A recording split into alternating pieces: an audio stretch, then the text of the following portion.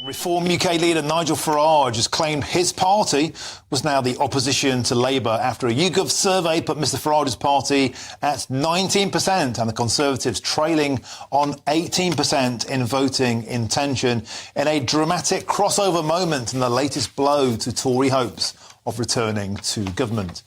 So why don't we hear what Nigel Farage had to say a little earlier on today? And I'm putting it to you that I believe I can be that voice of opposition. I'm pretty clear and consistent in what I stand up for. I'm not afraid of a fight. I don't bow to Twitter pressure or the mob on the streets. I've taken on the European Union, I've taken on the big banks, and I'm pretty certain I can take on a Labour government headed by Keir Starmer that will have almost no honeymoon period whatsoever, will inherit some very, very deep problems, and I don't think has the radical solutions to sort the country out. Meanwhile, Nigel Farage also challenged Sir Keir Starmer to a TV debate on immigration. I would also very much like to do a debate head-to-head with Keir Starmer. And the reason is very simple. We think that this should be the immigration election, because whether we're talking about rents, whether we're talking about housing availability, whether we're talking about access to GP services, whether we're talking about pressure on infrastructure, there is no aspect of our national life that is not touched by the massive population crisis this country now faces, directly as a result of immigration policies that were started by Labour but accelerated by this Conservative government. Well, there's a whole heap there to analyse, and let's do that in the studio with GB News' political editor Chris Hope and also the political correspondent at The Spectator, James Hill. Welcome to the show, gents. Chris, let's start with you. You were at this press conference earlier on today. In fact, you got the first question. It was feisty, it was forthright, it was fighting talk. Tell us, what was the atmosphere like in the room?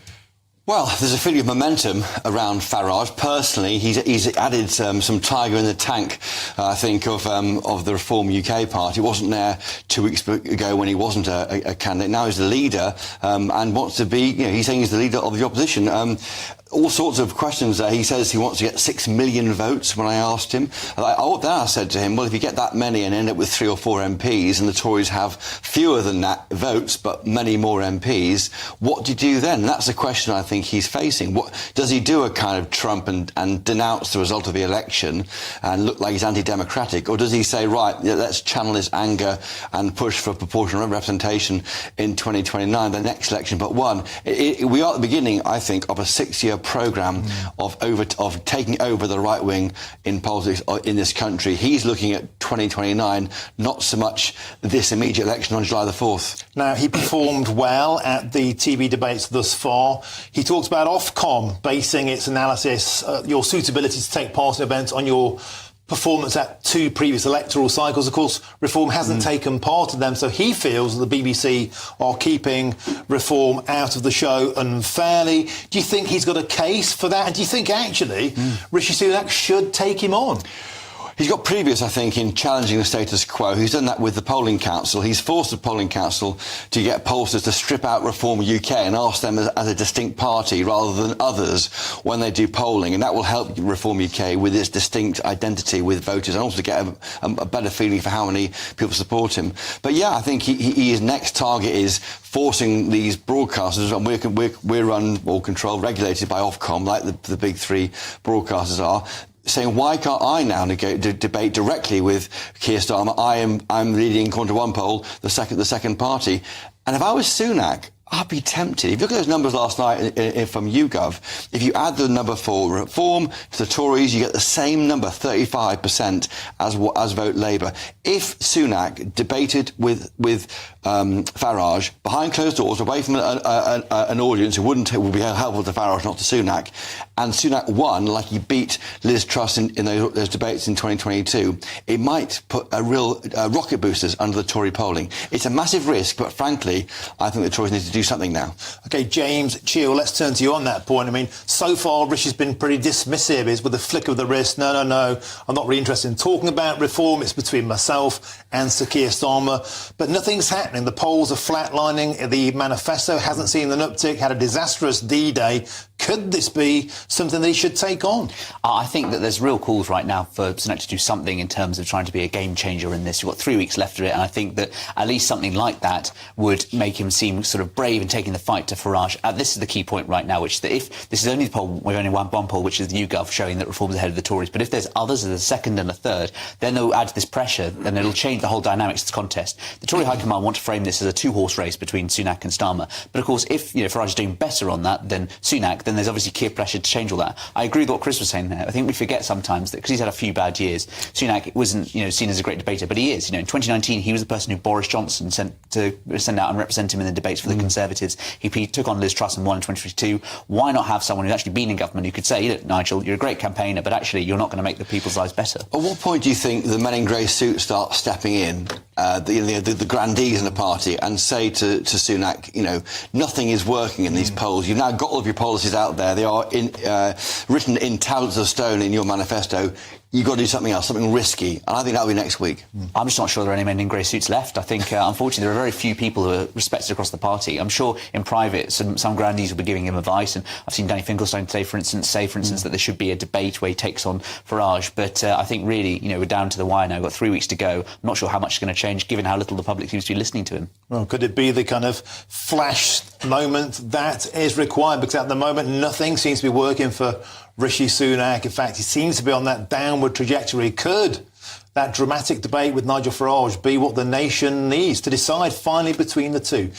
Now let's move on, because Shadow Business Secretary Jonathan Reynolds was asked earlier today about Reform UK's polling rise and whether he was concerned whether it could take votes from the Labour Party.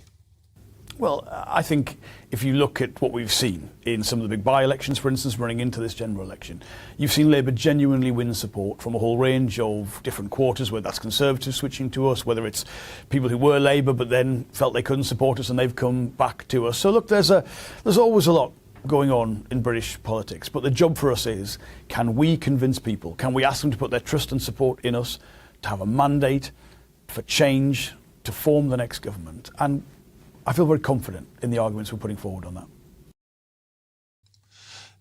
Is that a point? I mean, don't forget, during the Brexit Party election 2019, one I took part in, the Red Wall, loads and loads of Labour votes flopped into the Brexit Party. Yeah. It's not just a situation where a Conservative is flipping into reform. This is every vote up for grab. I remember meeting you on the bus in Dudley when they were flocking around there cheering for Farage, and you were there but part of the Farage team, and it was striking, I think, and I was the only journalist with him all that period covering it for the Telegraph at the time. But I think, definitely, I think there's a feeling, I think, and he was saying, wasn't he, Nigel Farage, their polling showing in the Red Wall they are the party of opposition to Labour, so he's always said he thinks he can hoover up some of those votes. That Jonathan can say that. I'm just not entirely sure it's right, Jonathan Reynolds says. James, do you think this interesting flip of the conversation that Nigel Farage threw out there last night, he's judo thrown the line back of a vote for reform is a vote for Sir Keir Starmer? He's now saying a vote for the Conservatives is a vote for Sir Keir Starmer. Absolutely, yes, he's got every right to. And, look, I think his talks about being the real leader of the opposition are perhaps a bit of chutzpah, a bit of it audacious, perhaps. But look, this is the key point, isn't it? Which is that if all you can do is tell your voters, don't vote for us, we're better than the other guy, the other guy's worse than us, which is effectively what a lot of the Tory messaging has boiled down to, and you don't have a track record to stand on, don't be surprised if suddenly you get overtaken in the polls and that argument gets flipped on its head. And I suppose the key thing is, what do the 2019 Tory voters, the voting coalition, have to go to the polls on? And the answer is not as much as they wanted. I was struck by Richard Tice saying in that press conference, they are now keeping a tally of how many leaflets they're seeing by Tory candidates without the word Conservative on them, because they're just trying to say language which may appeal to the reform. The Tory brand is almost, in some places, as Farage said, a broken brand. Can I just add a quick point as well? I watched Laura Trott earlier on responding to the Labour manifesto. It was, there are 18 Labour tax rises, 58 billion higher, their only plans to put taxes up, it'll be a fiasco, it'll be disastrous. It feels like Project Fear. Well, it was. Well, I was again. there. I was there, and I asked a question. You know, the football's on this weekend. You're 4-0 down, and the crowd are booing you. What do? You sign up the striker from the other team. That's Nigel Farage. She said no. So that one dealt with very quickly. Yeah. But the point is about they are trying to say, look what we're not hearing in the manifesto launched by Labour yesterday. There's all sorts of other areas, mainly on wealth taxes, capital gains tax, and pensioners and other things, which may see some raiding on them in the future. And they point to 1997. When Gordon Brown did his famous pensions raid in 97, when that was not talked about in the Labour manifesto then. So they say this has happened before, it can happen again. Don't trust Labour is what they say. But don't you think, James, that it's starting to feel so negative? I mean, people respond to positivity. Things are going to get better. You know, get Brexit done. Positive electoral messages. The Conservative Party just seems to be responding to the Labour Party with negative messaging. The country's about to get a lot worse. Is that enough at this stage? I don't think so. And I think you look at the track record as one of the two big issues. On immigration, they're being attacked from the right by Nigel Farage. And on the left, it's about taxation, which is that even under the Conservative spending plans, the tax burden will go up over the next course of the next Parliament. So this isn't a kind of low-tax Conservative Party.